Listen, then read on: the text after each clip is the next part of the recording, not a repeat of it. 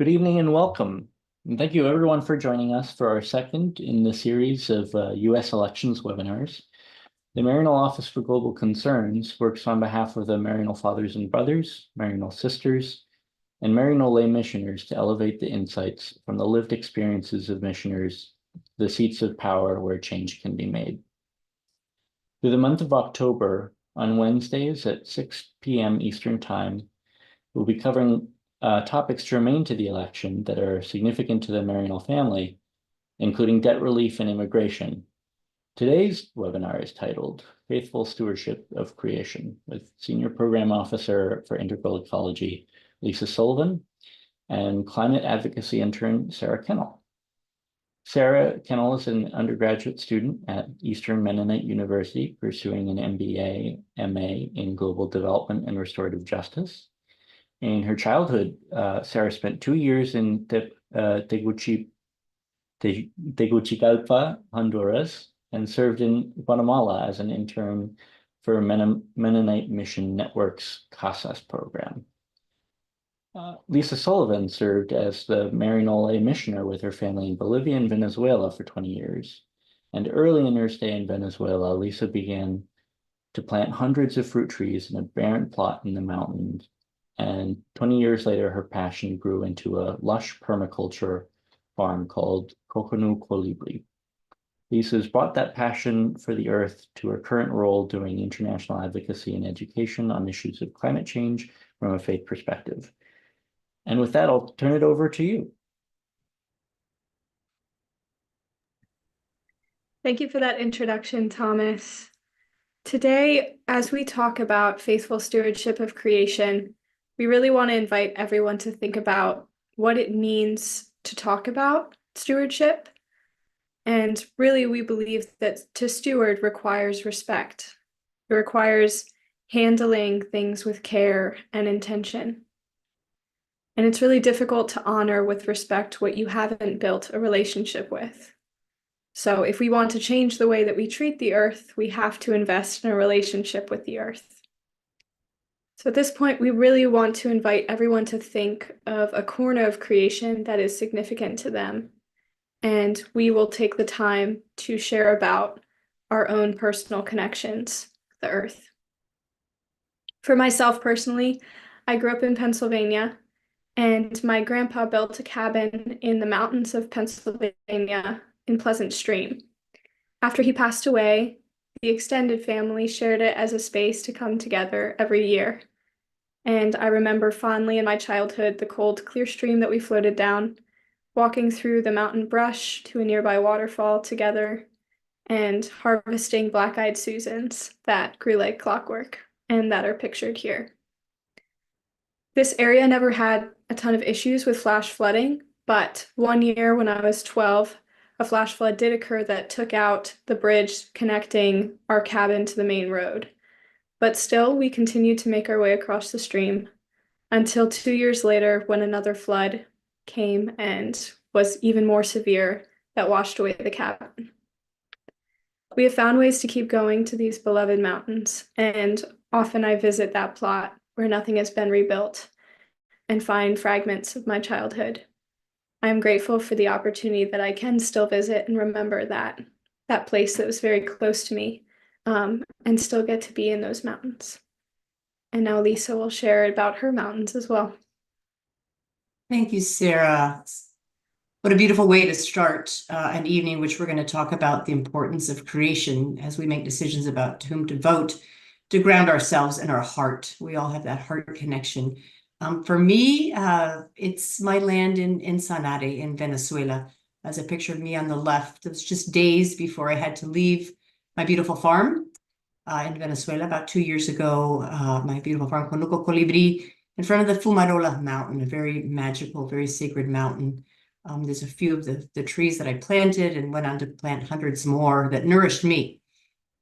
And just this connection with earth, with the planet, gave me so much nourishment throughout the years, and it still does. And I carry it with me, as do many migrants who are no longer at that sacred spot, but to carry it in their hearts.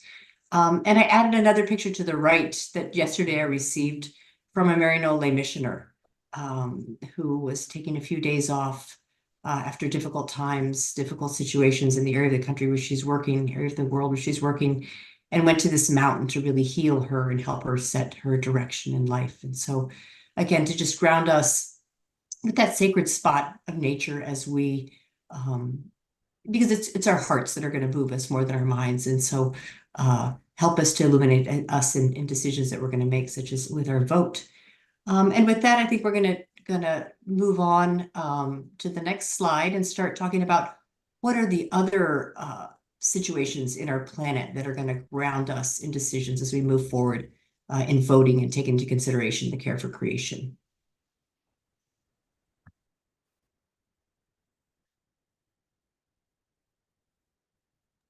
Sarah, are you there or did you freeze? It appears we've We're having internet frozen. issues, yeah. Yeah, I'm here. So next slide, thank you. Can you hear me okay?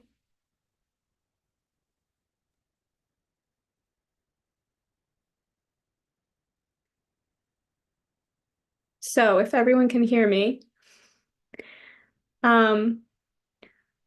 we are currently seeing the hottest year on record. And so thinking about that and the way that that affects various locations in the world, this is affecting a lot of people on a very personal level. Since May of 2023, every month has been the hottest that month has ever been consecutively. And so that is really demonstrated on this graph here below that you can see since data started being recorded in the 1960s, the temperature of the globe has astronomically rose. Especially in the past 2 years, we have seen global temperatures never before seen.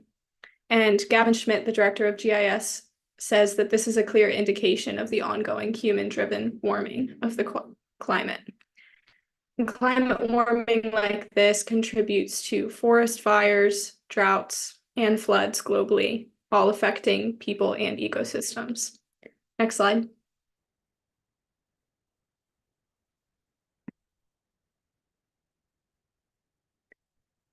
Another thing that we are aware of and seeing as a pattern throughout the world is a massive loss in biodiversity. There have been almost 500 species that have gone extinct in the last decade alone, and it's predicted that this is growing exponentially and we could begin to lose 200 to 1,000 species every single year, which is quite a large jump. Overall, since 1970, we've seen a 69% decrease in global wildlife populations. And a lot of the drivers of this look like changes in land and sea use, human overconsumption and exploitation, climate change, pollution, and invasive species. And many of these drivers are things that can be addressed and are being addressed or should be being addressed on a governmental level. And so thinking about, as we're going into a voting season, who is taking stances against or combating some of these major areas is important. Next slide. Another important group to highlight that we really should be seeing and acknowledging are Indigenous groups globally. Recently, I had the opportunity to represent Mary Knoll at Climate Week in New York City, and I had the honor of going to a presentation given by the chief of the Jean Charles Choctaw Nation. Now, the Jean Charles Choctaw Nation is native to Louisiana, and they are one of the first climate-displaced communities in the United States. They have lost 98% of their ancestral lands, which are the Isle de Jean Charles, due to rising sea levels that are slowly swallowing that isle. And this picture here is of the road, the central road that the school children take the bus on in order to travel from where they live to the school. And sometimes school is closed or they have no capacity to get there because of the sea levels covering the road. And a large reason that this has been occurring is because they were left out of a levee system that was established because it costs too much to save the island. And so it's been flooding constantly because of that decision. And extreme storms repeatedly hit homes common example of this is that Hurricane Francine came in during one day, and on the inside of the levee system, people were much safer and protected from damage and loss. But on the outside, where the Jean Charles Choctaw Nation was, there was severe flooding and loss and damage to homes. So at this point, the majority of their community has been displaced. All but 2 members of the tribe have moved off, and resettlement has been a challenging battle with the state government as well. They are not individual in this experience. Climate-related disasters have triggered more than half of new reported displacements as of 2022. There are 32 million that are recorded to be displaced because of climate, which is a 41% increase from 2008. And I think Vanessa Nakate, a climate activist, says it very well, that there is one thing I almost never hear leaders talk about, and that is loss and damage. You cannot adapt to lost cultures. You cannot adapt to lost traditions. You cannot adapt to lost history, to starvation, or to extinction. And so as we're thinking about the candidates that we're considering, are they hearing those that are in the margins of these conversations, but are the most affected, that are losing their cultures and their traditions and their history? Next slide. Lastly, we really want to see the hurricane devastation that is happening on a global level, but also very close to home. Hurricane Helene has hit several states across the eastern seaboard, including places like Asheville, North Carolina, that was seen as a natural disaster haven. And that really challenges our assumptions of who is safe. More than 225 people have lost their lives, hundreds more are missing, and loss and damage is high. Now we're seeing, less than 2 weeks later, Hurricane Milton about to hit the west central Florida region this very evening. And winds have been intensifying from 80 miles per hour to 120 miles per hour. It's a category 3, but that's been fluctuating, and a lot of evacuations have been happening because of this hurricane coming in. The intensity of the hurricanes that we've been seeing is much higher than in previous years, in part because of warming sea temperatures, which is a direct result of climate change. And Lisa's going to help us understand a little bit more of how climate change contributes to these issues. And next slide. Yeah, thank you, Sarah, for really graphically sharing the suffering of our planet right now, of which we're all so aware. So I'm just going to take a few minutes to use 2 lenses that will help us determine kind of where we need to push for action. So that one lens is the scientific lens.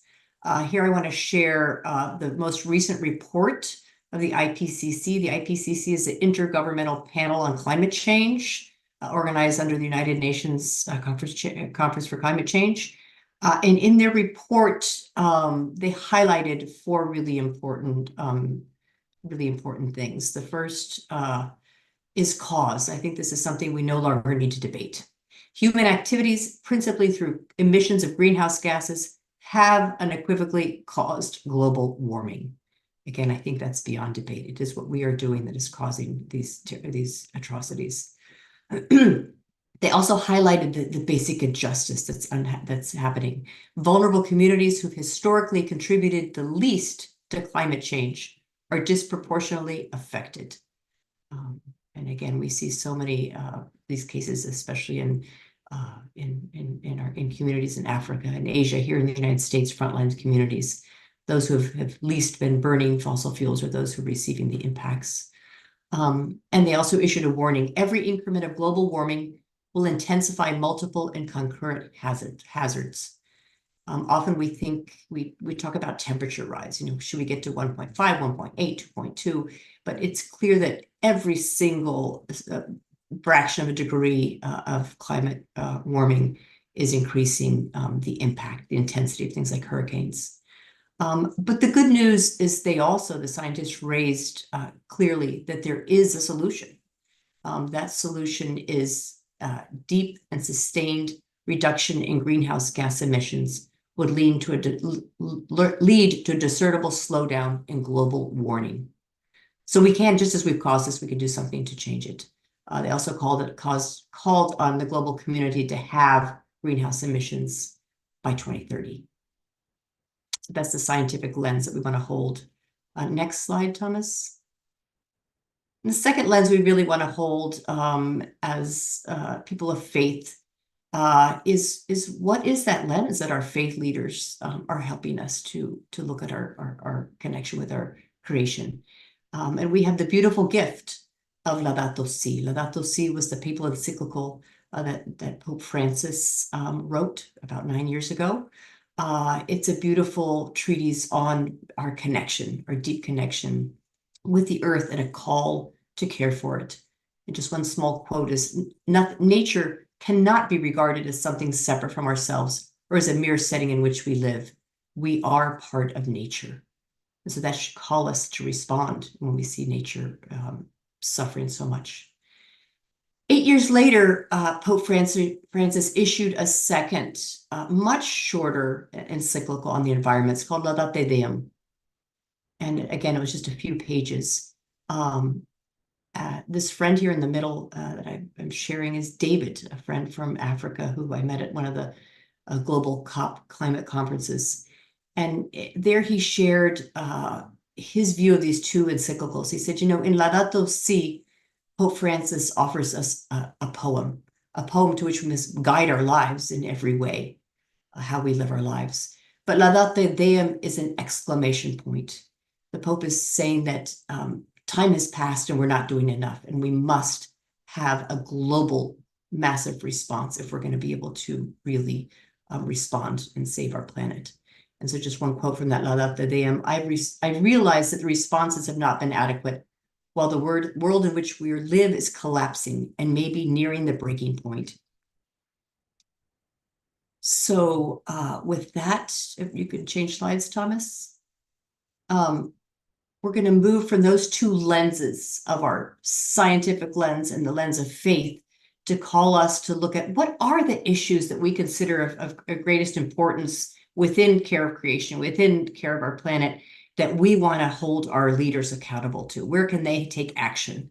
And as Marino, we would say our first consideration, the action we see most important, following on the footsteps of what Pope Francis said, is the need for international collaboration, especially given where we are at this moment. We need more than just individual action. We need massive global response. And so I have here two of the major efforts of the globe to respond to climate and how the US has responded. The top left is when the United Nations created what's called the Framework Convention on Climate Change. It was the first time that countries really came together and said, named climate change as a global issue, named the need to move forward. That was in 1992 at the summit, at the Rio summit. And in 1992, President Bush signed the United States onto this agreement, which was extremely important. However, it was not a binding treaty. It was just a gathering to say we need to do something, put our heads together, but there was no real further commitment. So many years later, in 2015, at another convention, the Paris Climate Agreement was established among 196 countries. And this was a binding treaty and had very specific goals. The specific goal was to try to hold global warming to below 2.0 degrees, and hopefully 1.5 by mid-century, by 2050. And so 196 countries signed this agreement, this binding agreement, and one of them was the United States under President Obama. However, a year later, President Trump signed the withdrawal from this treaty, and the US pulled out of the Paris Climate Agreement. And then 4 years later, following through on his campaign commitment, President Biden rejoined the Paris Climate Agreement. So often, we wonder, are these big conventions really doing anything, or is this just a lot of, really nothing happened than spending money and having people, gather and show up. But there is the fact that prior to this Paris Agreement, the world was on track to go up 4 degrees centigrade by the end of the century. And since the commitments, given the commitments that have been made, the Paris Agreement, we've now slowed that rise to 2.5 degrees centimeter, which is significant. We're still far off. We need to get below 2 and hopefully to 1.5. That's just to share the importance that we find for international collaboration and the U.S. role in that. Next, Thomas. Another extremely important action that we want to call our leaders to as we think of voting, which of our leaders will help us transition from fossil fuels. It's clear, it's scientific, it is the transition from fossil fuels, it's ending the burning of fossil fuels. That is the only way out of stopping climate change, or at least helping it get less worse. And so how do we ask our leaders to do that? At different levels. At the global level, this last year at COP28, where I was able to participate through represent Mary Knoll, a major decision was made, a global decision was made to transition away from fossil fuels, which would seem obvious and should have been taken before, but it was actually the first time that all the countries of this convention, 196 countries, agreed this is the direction that we need to move in. And the US played a really important diplomatic role in pushing that decision to happen. So that's one way that our voting for somebody who's going to be present at different kinds of decision-making global bodies is something to take into account.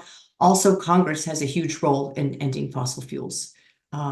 Sarah will talk a little bit more about the IRA, the big, huge climate bill that was passed in this past administration, which made major steps towards ending fossil fuels. So again, that was in a congressional election to think about what members of Congress might be willing to take those kinds of actions. And as well as the state level, there's enormous things that can be done. One example is California's decision to only allow zero-emission vehicles to be sold by 2035 in the state. And so California, which is the size of the 5th largest economy of the world, that's going to have a huge impact. So again, even with obviously state elections, local elections, these issues are just as important. Next slide.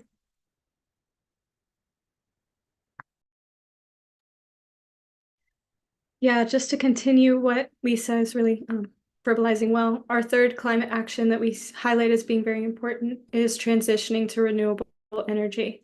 And, a decrease in fossil fuels directly relates to finding more clean energy and accessing that throughout our nation. And so the IRA, the Inflation Reduction Act, that was recently passed by Congress and introduced by the Biden administration, has been a very positive step in the direction of transitioning. It has provided $369 billion in incentives that looks like funding for programs to accelerate this transition. And this extends to green power partners, businesses, nonprofits, and state and local governments. And so this is a really big key for reducing emissions and getting us closer to a clean energy future.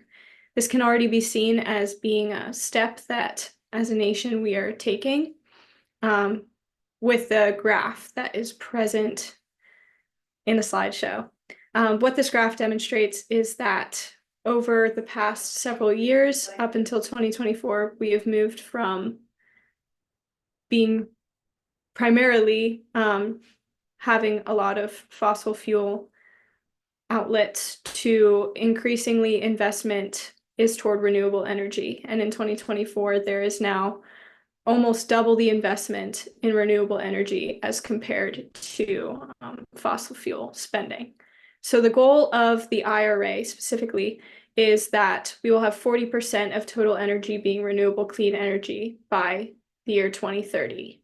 And it is very important in considering candidates that we are looking at who is going to continue to implement the processes needed for this goal to be realized and moved even beyond that point. Next slide. So another climate action that we find vital is the need for funds. The transition that the world needs to renewables away from fossil fuels will require an incredible amount of money. It's estimated about $1 trillion per year. And so we need to elect leaders who are going to make sure that this funding is found in multiple different ways. It's in not only public funding, but innovative different ways of finding funding, such as debt relief, transformation of financial systems, global taxes, et cetera. And so we need leaders who are willing to help find ways that these funds will be made available to make this transition possible. And why would the U.S. have such a responsibility in this? That's pretty clearly elaborated on the graph to the bottom left. That's a graph of historic greenhouse gas emissions from the industrial age into the present. That's actually from 2010, so it's even larger. And the gray stripe at the top is the United States. So by far, we've almost doubled greenhouse gas emissions of any other nation. In other words, we've been one of the major, huge contributor to causing this problem.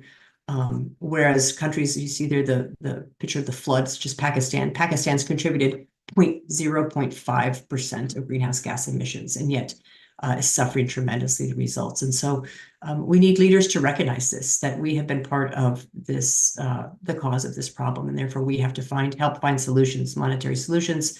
And a big decision will be made at this COP a month from now. Marina will be participating there as well. And the big question is how to find these sources, this funding to achieve this transition. Next slide. Another really important climate action is adaptation. So we first of all, of course, need to stop the problem from getting worse. We need to stop fossil fuels, but we need to recognize, obviously, that climate change is already happening. And so how do we protect communities from the impacts of climate change as we speak, as Milton is heading to the Florida coast? What are things that need to be done to help houses, be resistant to flooding or out of floodplains, or what are other ways that communities can be what are other pieces of legislation, other steps that can be taken to protect communities from the impacts of climate change that are already happening? So a couple of ways that governments have done that. Our government has done that.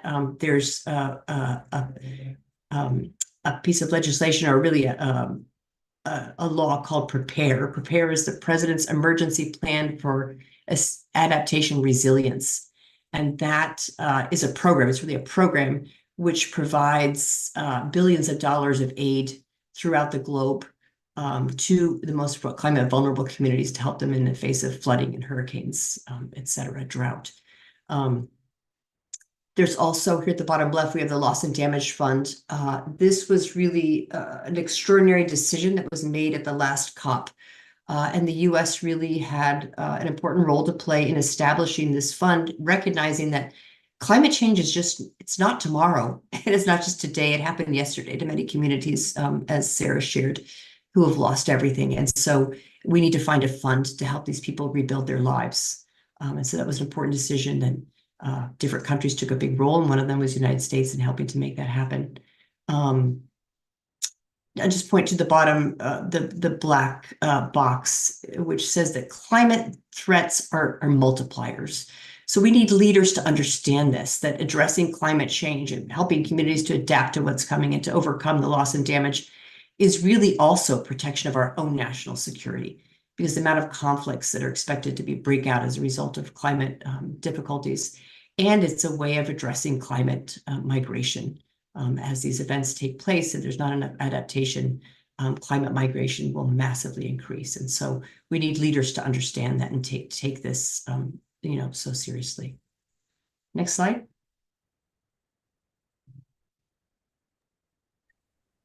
Yes, and so as we think about all of the things that are occurring in our world, biodiversity loss was something that was already mildly addressed, but its very applicable effects and the way that it's reverberating can be seen in a number of ways. If our warming temperature goes up even 0.5 degrees Celsius, we're looking at losing all of our coral reefs. Less than 2% would be left globally. And so that's a very real and very imminent loss that we need to be addressing now. And so in thinking about what we can be doing to address biodiversity. The 30 by 30 plan is something that has been introduced on the level of the United Nations to rewild. And basically what that determines is that we want to conserve 30% of Earth's land and water by 2030. And so this has been called the Global Biodiversity Framework. And while the United States, it's been ratified by 196 countries, the United States has not been able to be one of those countries because it requires 2/3 of the Senate in order to pass, and that's a little bit difficult to attain. So it's also important to be considering candidates for Senate, of course. But the Biden administration has responded to still prioritize these goals by introducing the America the Beautiful Act. And essentially, this act has the same or very similar goals to the 30 by 30 plan.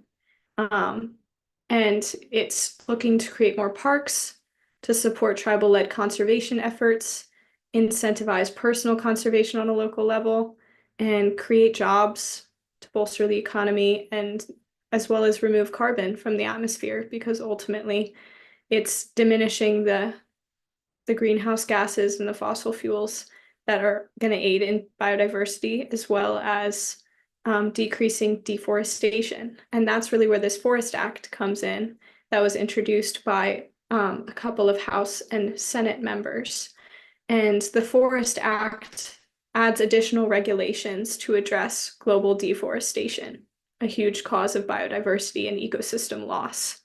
So a critical step in tackling this is regulating the way that goods made from illegal deforestation are circulated. And the Forest Act is trying to stop those goods from being circulated throughout the US and really get it at its root.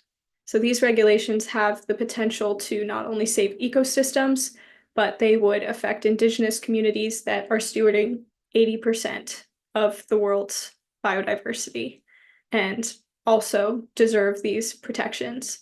So it's important to be looking at what candidates that are not only running for the presidency, but for House and Senate as well, are going to be implementing or supporting these acts and regulations moving forward. Next slide. So another climate action we see as an action is to respect community decisions on extractives. Many people think that what we need is simply to exchange gas motors for EVs, for electric motors, but often we don't stop to think about what are the elements, what is needed to make those motors, what is needed to make those batteries. And what is needed is many minerals that are extracted quite often from communities who have stewarded biodiversity for centuries. And whose communities are being destroyed because of this mining. And again, this is where our faith really helps us put a light on how we need to move forward. Pope Francis has a really important quote in Laudato Si. He says, "To suppose that all problems in the future will be able to be solved by new technical interventions is a form of homicidal pragmatism, like pushing a snowball down a hill." So we really need to think, is it only just changing one motor for another motor, or is there a whole different lifestyle or different ways of organizing our communities, just through public transportation, such as through different kinds of housing, that will allow us to both stop the devastation of climate change without destroying different communities. I just want to also offer this quote. I don't know why I can't see it fully here. I can't see it fully on my screen, so maybe I'll let you read it for some reason. There we go. This was a quote from a young woman I saw speak. She was from a community in Argentina where they were mining lithium, which is so much needed for electric batteries, and was really destroying her community. And again, I can't quite see the quote for some reason. Sorry for my technical glitches, but I think you can see it on there. I think she said, what you think of as clean energy, we think of as violence, criminalization, and death. Next slide.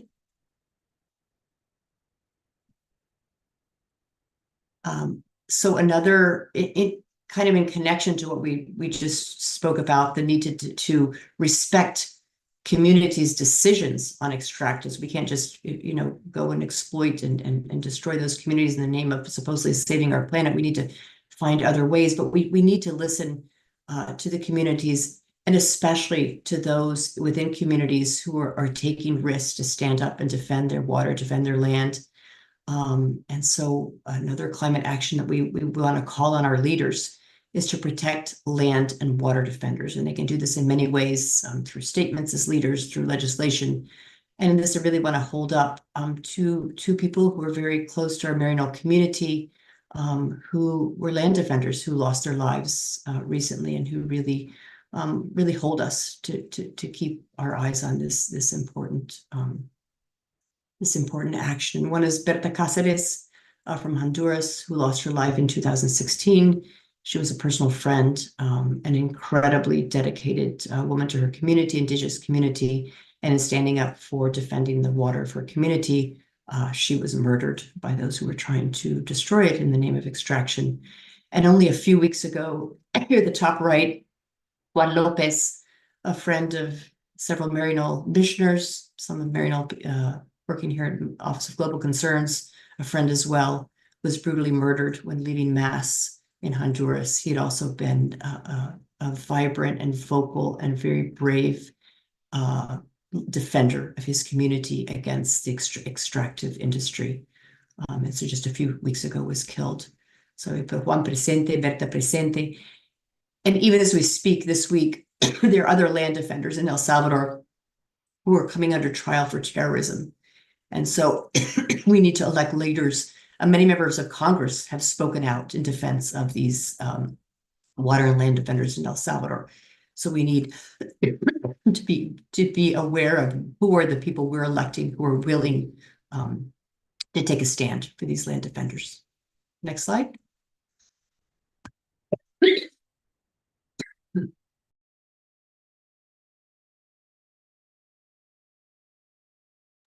Bearing all of those considerations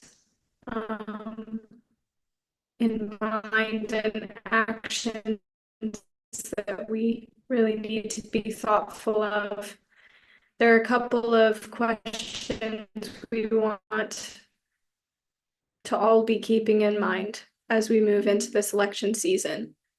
Biodiversity loss. How much does the candidate prioritize these issues?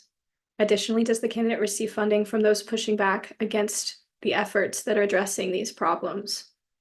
Thirdly, what is the record of candidates regarding climate action? What have they been doing in the past to respond to climate change and biodiversity loss, among other things? And what does the candidate express in terms of a desire to work with global partners to solve these problems of climate and biodiversity? Lastly, does the candidate actively reach out and listen to those most affected by climate change and biodiversity loss? Those are the ones that are facing oppressive tactics and are marginalized and indigenous to areas and don't have their voices often heard, but need to be heard by those in power. Next slide. So we're going to kind of draw to a close our own reflections. Sara started us out being really grounded in our own sacred spot of the earth, someplace that's very sacred for us. We want to kind of go full circle and think about who are those people for which these devastating changes taking place on our planet are in the front lines. And we ask that those are the people, those are the communities that you hold foremost in your thoughts, in your prayers, as you make decisions on candidates for who to vote for at local, at national, at state levels, that you hold in your hearts. What are their interests as well, the people on these front lines. And this is exactly what Pope Francis calls us to do. He says to listen to the cries of the earth, we must also listen to the cries of the people, the cries of the poor. We were going to play a beautiful song that was written by this gentleman here, is Archbishop Peter Loy Chong of Fiji. Fiji, along with many Pacific islands, are very much in the front line of climate change. they're in the front line so much that their very existence is threatened as seas rise. And so he wrote a beautiful song that maybe we can't play right tonight, but perhaps later we can share that link. But I did want to share this woman at the top right is a woman named Brianna. I met her at the COP last year. She's from Samoa, and her community, Samoa, is also facing the possibility of extinction, and yet you can see her smiling there. You can see her with flowers, and you know, one thing she would say is that in the face of almost going extinct, we have to show up. We have to be beautiful. We have to show up and be colorful because, you know, this is what we're facing.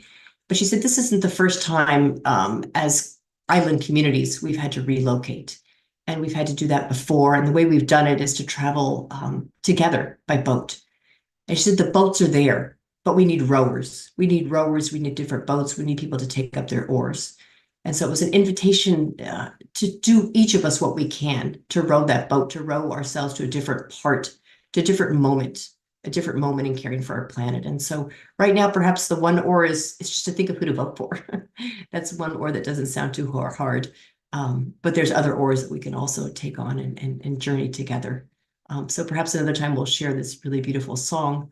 But I will invite Sara also to share a really important voice that we need to listen to as we make our decisions.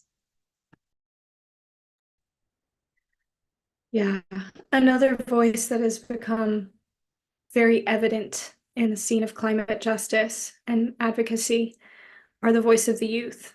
And it's honestly incredible that the number of youth that have been compelled to speak and to use their voice and to be empowered.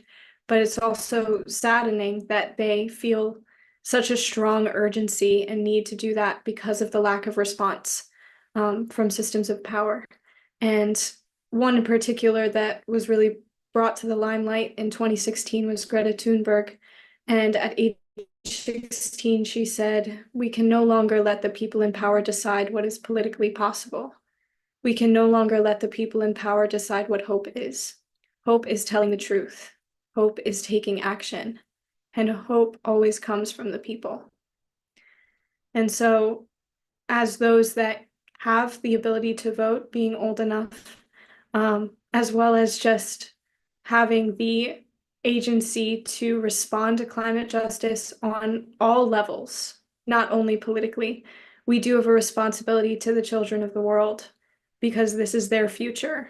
This is not their fight. You know, they shouldn't have to be the ones stepping up and taking all of the action, even though it's incredibly admirable that they are. And so how do we effectively stand with them, listen to them, empower them, while also being empowered ourselves to be agents of change and move in powerful ways and use our platforms in order to further their voices? And I think this video really helps us conceptualize that, hearing what they have to say.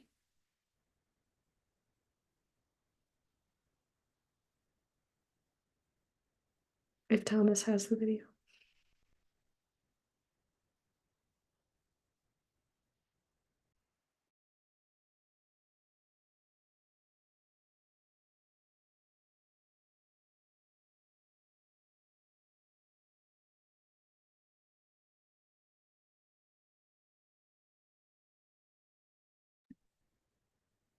Don't think we can hear it, Thomas.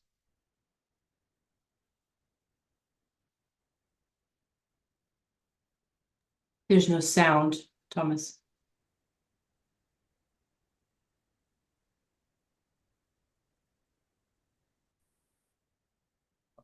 Is the sound okay? No, We're no not sound. having any No sound sound. right now. Okay.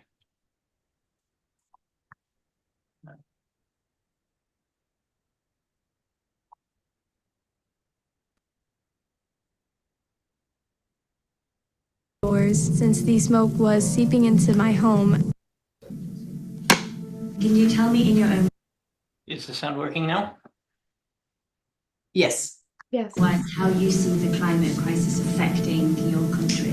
What do you see is happening? Cyclone Winston was the strongest cyclone ever struck Fiji. I saw houses blown away, Our school was destroyed. I was visiting family back in Northern California when the Paradise Fire broke out. I had to roll up towels, put them under windows and doors, since the smoke was seeping into my home. We heard voices screaming outside. We just stand outside praying for the fire not to reach our homes.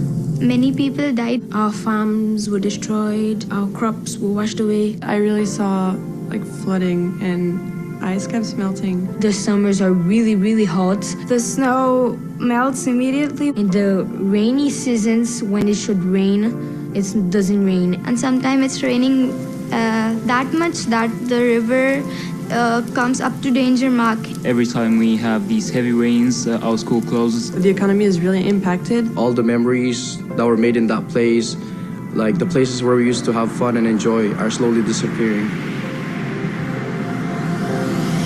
I was on school and then I heard about climate change. I saw many people talking about it on social media. I started to see how communities were being impacted all around the world. And then I was asking myself, like, what was happening? I just wanted to contribute and help out. Who inspired me was Greta Thunberg. Greta and her movement. She's just straight to the point and she's not afraid to speak up for what she believes.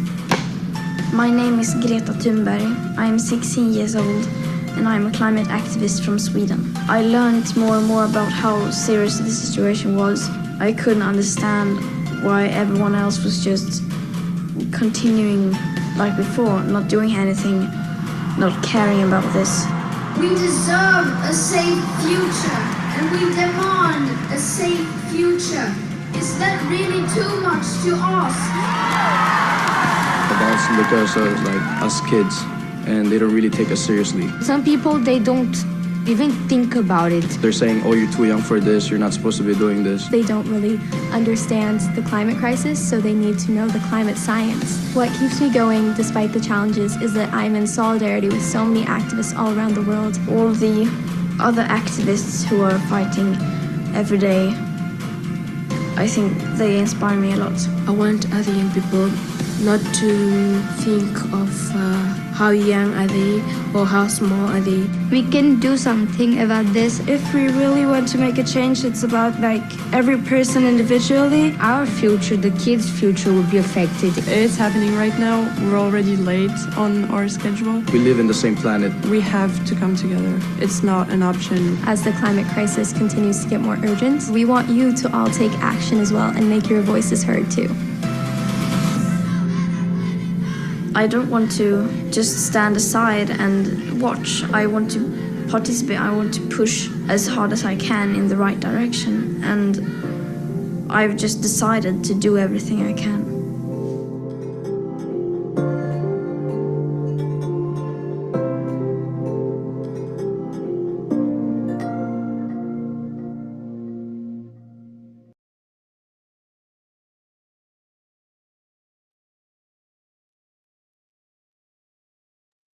All right, thank you all for a wonderful, thorough presentation on a very somewhat difficult and scary topic. I think you explained it all very well, and I know I saw a question in the Q&As about if we could do a side-by-side comparison, and unfortunately the answer is that's not really our role to do as a 501c3, and we'll have to refer you to the websites of the various different candidates. I'll also mention, though, that we could not address every single congressman or senator who's represented by the people on this call. So you'll have to do a little bit of legwork there yourself, but I hope that you have the information that you need to make that happen. And I wanted to start off, I see we actually have a couple of very tough questions in the Q&A. So I'll start it off with Lisa. A question came, sadly, most commentators on the climate crisis avoid talking about warfare as the cause. What can we do as a faith community to direct attention to peace with justice as the key to protecting creation? Yeah, that's a great and complex question, and so many different angles to answer from. Our own war machine contributes tremendously. It's probably the biggest contributor to greenhouse gas emissions. And so we need to recognize that on top of the other, what war machines do as well, other contributors to this factor. But definitely peace, as I said earlier, climate is a crisis multiplier. And so how will we respond? Will we respond by soon enough reducing fossil fuels and multiplying renewables in a respectful way so that fewer millions of people will lose their lives and be drawn to conflict? And so how do we invest our funds? How do we look at what's happening down the pipeline? And so those are the kind of questions you need to look at a candidate. Are they going to be willing to find solutions, or just wait until things happen and then try to increase defense budgets when those conflicts do break out? And a little bit of promotion. We had our first webinar was on peace, war, and human rights. So if you want to learn a little bit more about the Catholic social teachings on that, feel free to go back to our website and take a look at that webinar. But relatedly, I think, Lisa, you also, you mentioned a lot of green energy and clean energy. I think we're also a little bit skeptical of the various ways that we've heard of greenwashing, or people claiming to be green when they're not really.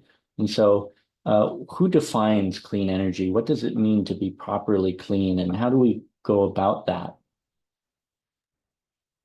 That's another really good question. I think in first instance, is that we're going to need multiple sources. There's not just one source, and we're going to need multiple ways of not just, as I said, replacing one engine for another engine, right? A gas engine for an EV, or just one coal plant for this, for a nuclear plant.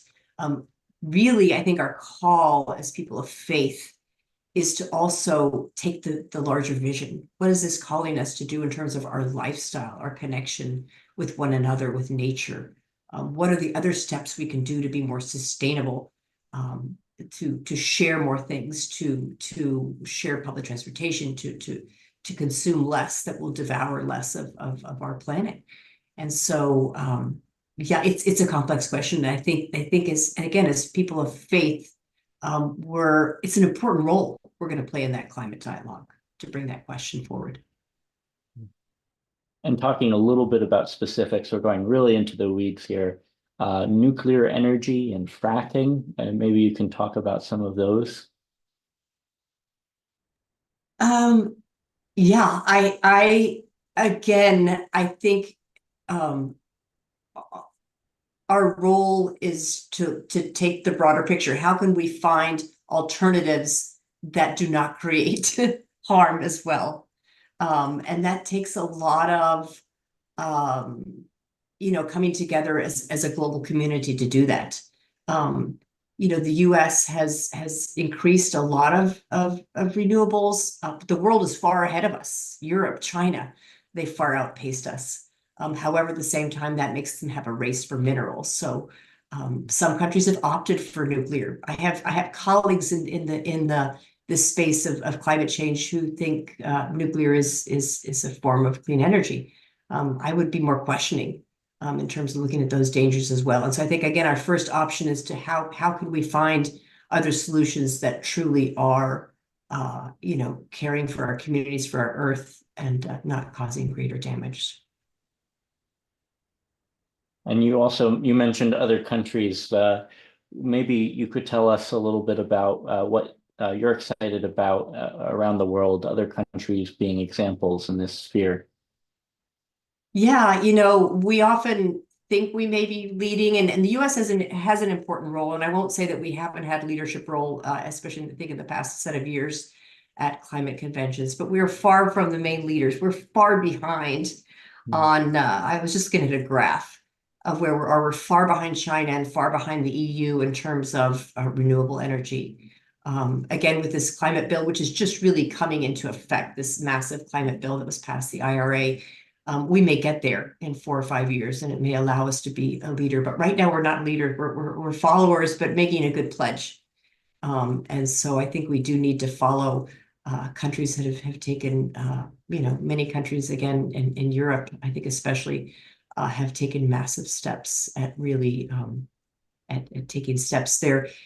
Each country is required to give what they call their NDC, their National Determined Contribution, their plan, their climate plan, how to get to this 1.5 hold on climate, on increasing in global warming. And so the US is about to turn in its plan. That plan is due by the beginning of next year. And so the government right now is working on that and trying to turn into a very ambitious plan to find ways that will really allow us to be a leader in transitioning to away from fossil fuels. But that could all, things can change. Big plans can change according to elections.